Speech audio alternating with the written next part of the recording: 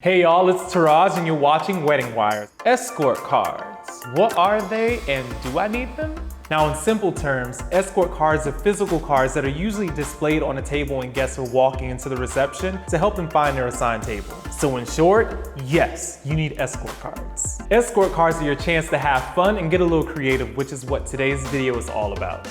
Who doesn't love a shot to get the party started? So you can guide your guests to their table with these tequila bottle escort cards. First, take your tequila of choice and then grab a blank tag.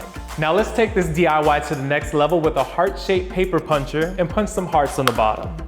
It's pretty cute. All right, next up, you're gonna start writing your guest names and their table numbers on this card. So I'm gonna hook my girl up, Sally, at table number 7. And there you have it. The next step is you're gonna take some string or a piece of twine, cut this here. It's gonna take that bottle and then wrap it around. Tie a little knot there, and there you have it.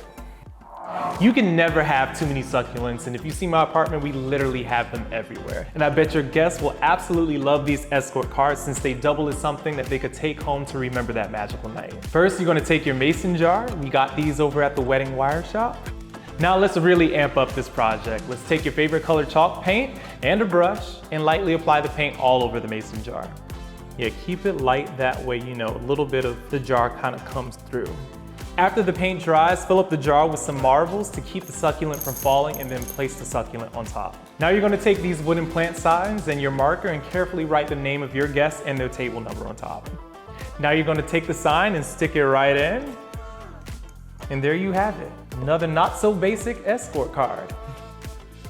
Last but not least, how about an edible escort card? And you're probably thinking, how in the world? But we have this treat yourself donut wall we found at the WeddingWire shop, and I think every wedding needs a donut wall. Grab your favorite donuts in all different flavors and some icing and start writing the names of your guests and table numbers directly onto the donut.